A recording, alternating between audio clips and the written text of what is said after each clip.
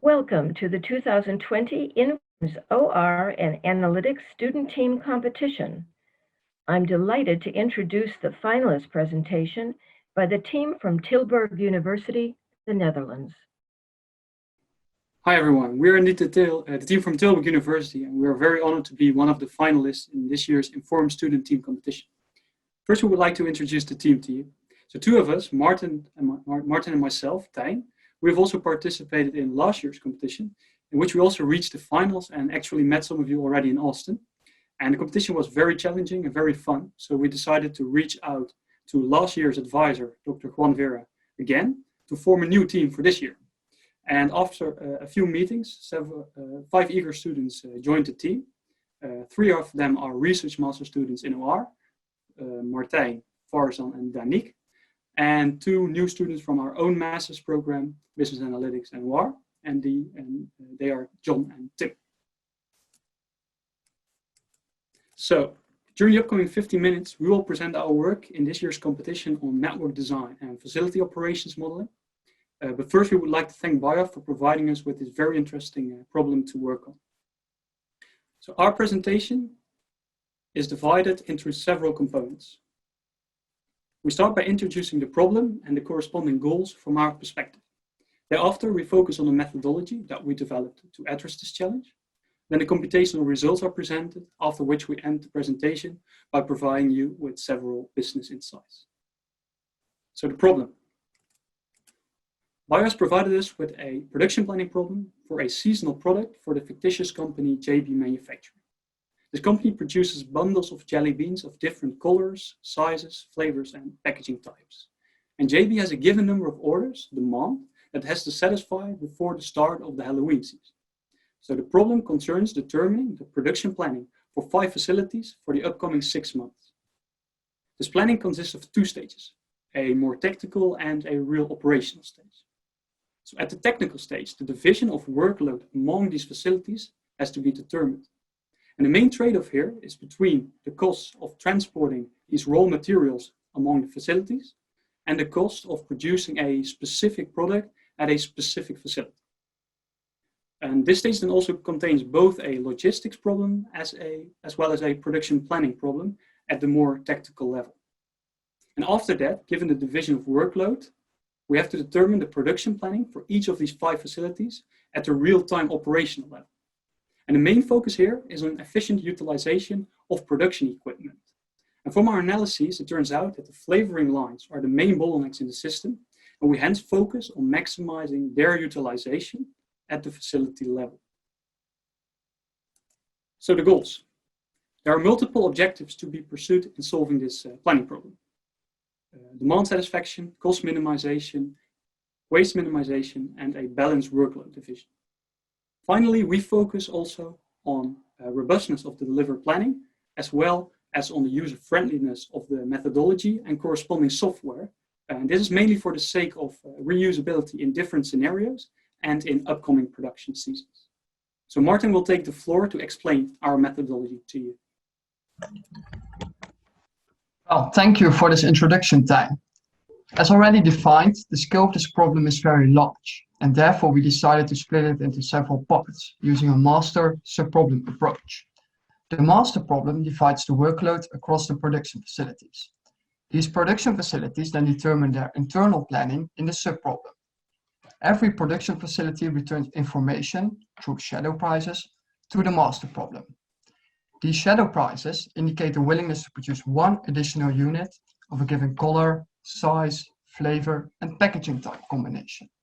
In our setting, these prices include the material cost, the flavoring cost, the packaging cost, the feasibility penalty, and current overproduction of this combination.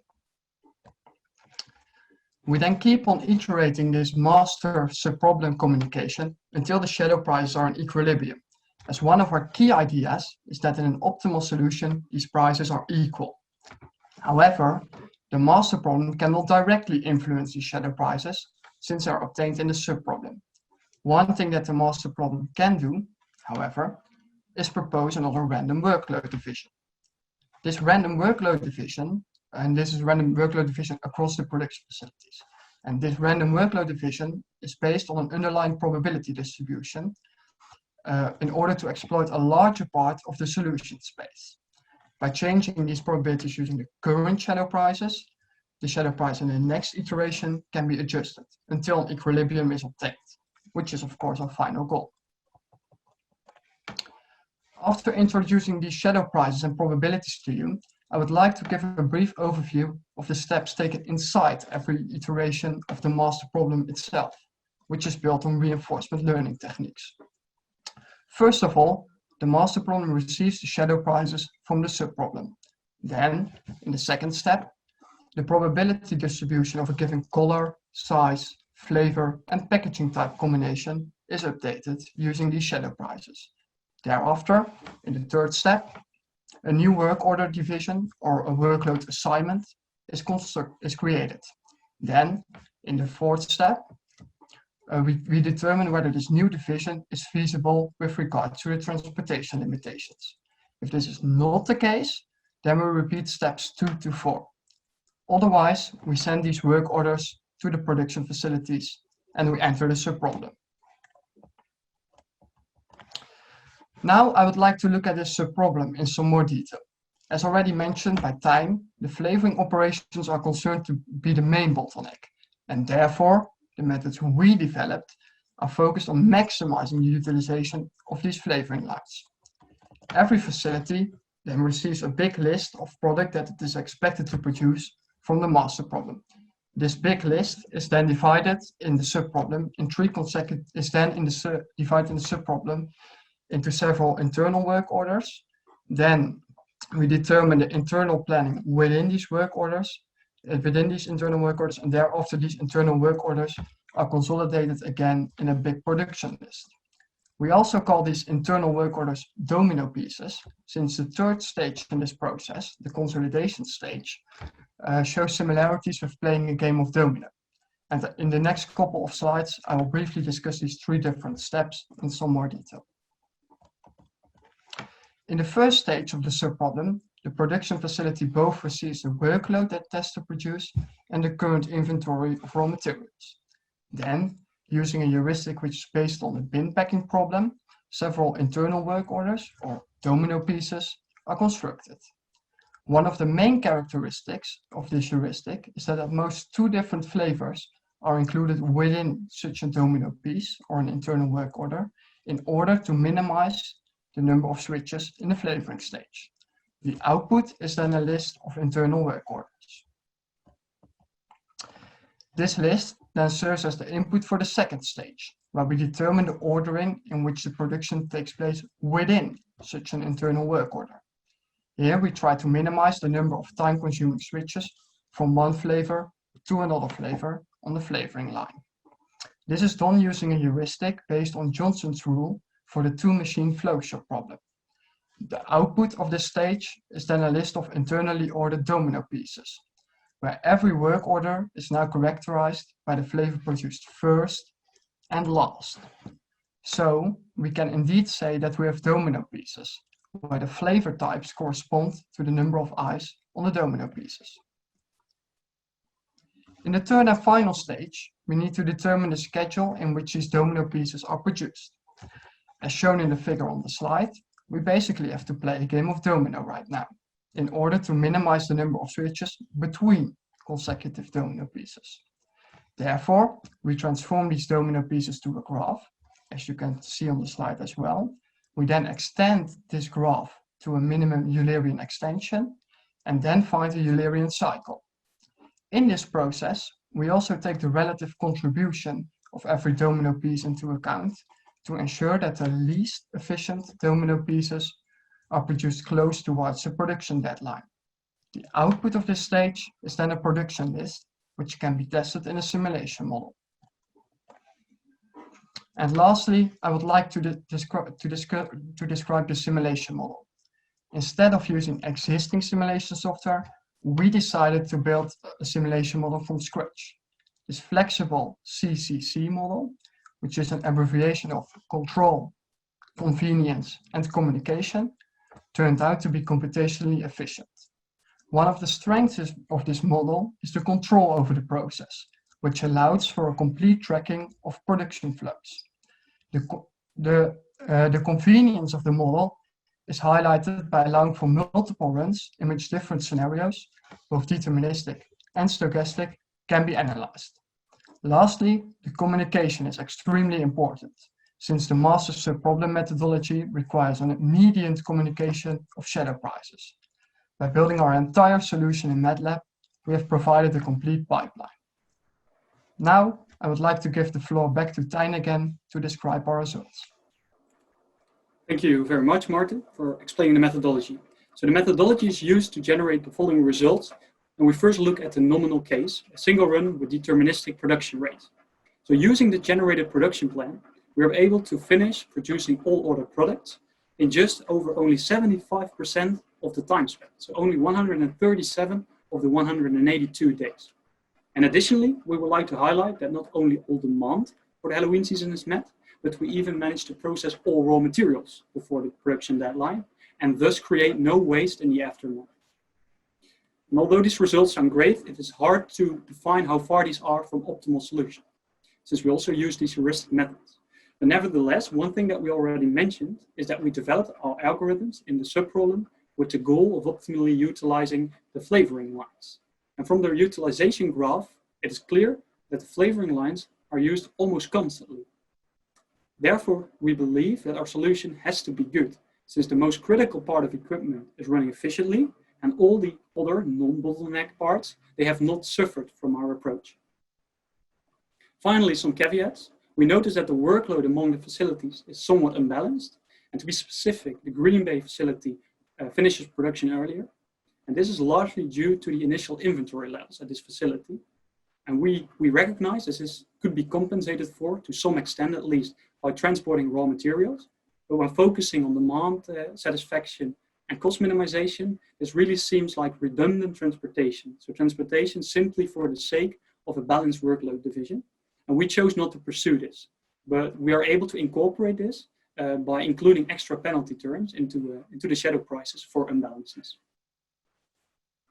So these results are only based on a single deterministic simulation, and therefore it's still questionable whether they can be attained in real life, where all kinds of uncertainties are present. So to test the robustness of the proposed schedules, we generated 100 random scenarios in which the flavoring and packaging rates are sampled from their empirical distribution functions, which are fitted on the historical data provided. And in all of these 100 cases, we actually see that we managed to meet all customer demand far before the start of the Halloween season.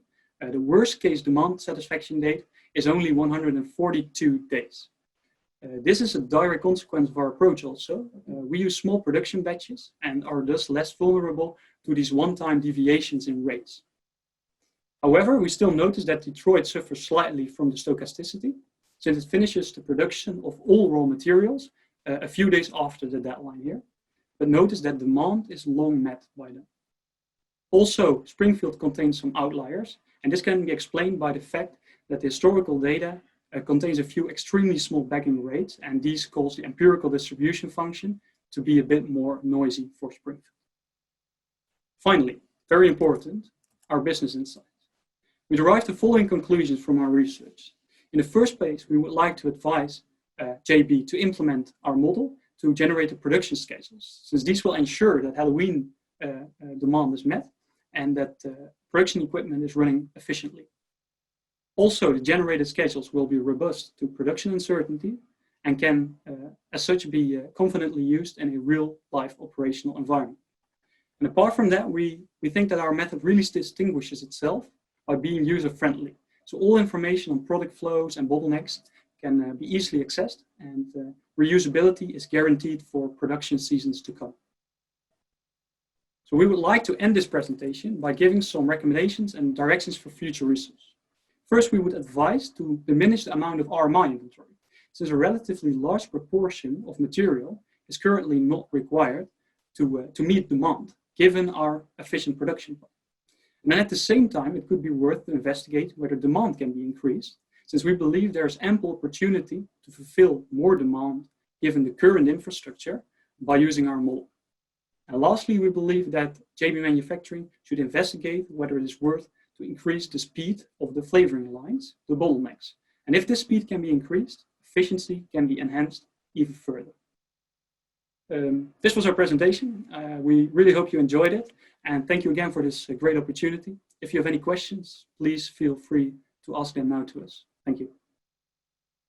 Wonderful. Thank you. An excellent presentation. And Dr. Burge will now organize the questions from the judges. Yes, thank you for your excellent presentation. We have a question from Shrikant. Thank you, Dr. Burge. Again, a great presentation.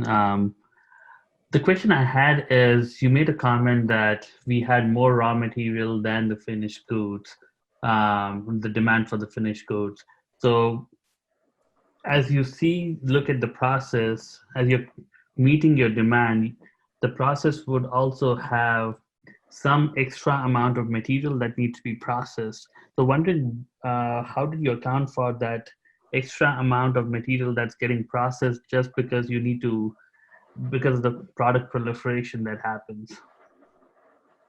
Martin, can you take this question? Well, I couldn't fully hear your question, but basically what I understood from it is that you were asking about what we did with the raw materials that we didn't need to process directly for demand, right? No, so to meet the demand, you had to release so much from the initial raw material inventory drums because the sizing would happen and then you do the treatment bag or the box, the flavors, then the bag or the box. But so portion of that release is going into the demand part of the bucket. But then as you release the product, there's unwanted material that's also getting accumulated. So what did you do with that? How did you handle that? Yeah, I understand the question now. Well, basically what we do with that is that we also process it, but at the end we decide to bag it.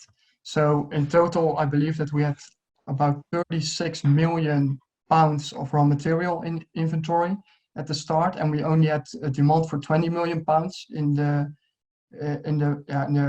was only demand for 20 million pounds, but in the end we managed to process all these 36 million raw materials before the start of the Halloween season, at least in the deterministic scenario. Yeah, so where in your objective function or formulation are you capturing that unwanted production? Or the production that's not going towards the demand? So, well, to add to that, I think what we basically do is that we process all raw material in the end. And I would say that we could, I think maybe Tijn can add some more to this question, as I do not really, know the answer by heart, so to say. Yes, thank you. In objective function, it's really reflected implicitly in the shadow prices. So if at the moment we are able to produce everything, so we have demand long met before the start of the season, and the other material we can also process until bagging by doing the flavoring as efficiently as possible. So we managed to process all raw material, but if this would not be the case, so if we had more problems towards the production deadline, then this would be reflected in the shadow prices, because we would get these feasibility issues, and there's a penalty for feasibility in the shadow prices. This communication would come back, and another workload division would be proposed by the master. But for us, basically it was not so hard to find a feasible plan, so to say. I don't know if that is what you were asking for. Thank you. Okay, we have a question from Mark Mekaton. Hi, thank you. Excellent presentation. In your paper, you describe many different algorithms for essentially, in some sense, for optimizing the exact sequencing of operations. Have you compared that to the simple way of basically some type of first come, first serve, easier heuristics And could you talk about the benefit that your learning extension algorithms and bin packing and things like that have actually added? Yeah, thank you for your question. We divided the questions a bit. So maybe, Martijn, can you explain a bit about what the master adds here, the master subproblem communication? Not so much the master subproblem, but the effects of your algorithm 2, your algorithm 3, your domino sequencing,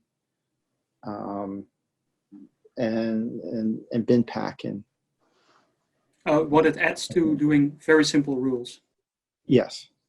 Yeah, to be honest, we didn't investigate very simple rules, but as what we saw from our analyses is that the flavoring lines were really a bottleneck. So if you do we did some analyses actually on that. So we did some very simple rules and did a simulation, and we saw that the flavoring lines were used constantly, and we couldn't do all demand.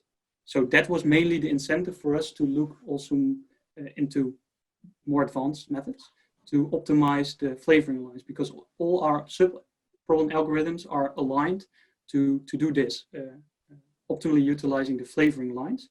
So I guess that has been the incentive, and indeed we didn't really talk about it explicitly in the paper, but it's mainly from our analysis of the data on the flavoring line utilization. Thank you. We have a question from Willem. Thank you. Thank you, team, for a great work and a great presentation. I have a clarification question regarding the shadow prices in your model. You mentioned the shadow prices that are used in the master and the subproblem should be having the same value at equilibrium. My question is, how do you obtain the shadow price from the subproblem?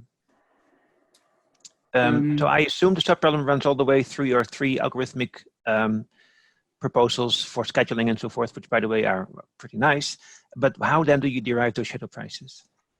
Okay, yeah, thank you very much for this question. They are all determined in the subproblem. Some of them are easily to be determined in one of the algorithms themselves already, like, for example, the production costs. But the feasibility or overproduction is a little bit more difficult sometimes. And we have the simulation model at the end. And our simulation model is really fast. So we can do within a second, I guess, the simulation. And then we obtain all the shadow prices. So that's also why I said we can add more statistics to these shadow prices, because we simply can obtain them in the simulation model. So that's how we obtain them. Yeah. Great. Yeah, I missed that in the presentation. Great. Thank you very much. Okay, I'm sorry. Yeah, thanks. Okay, we have a question from David. Thank you. And I echo the other judges' sentiment. Excellent work. But I do have a question about the transportation. So it seemed like you didn't need transportation to meet demand on time. Do you have any idea of like what kind of value considering some transportation might provide? For example, I know you finished at about 140 days. Do you think that if you incorporated some degree of transportation around the network, you could reduce that slightly? Martijn, would you like to take the question for transportation? Yes, thank you.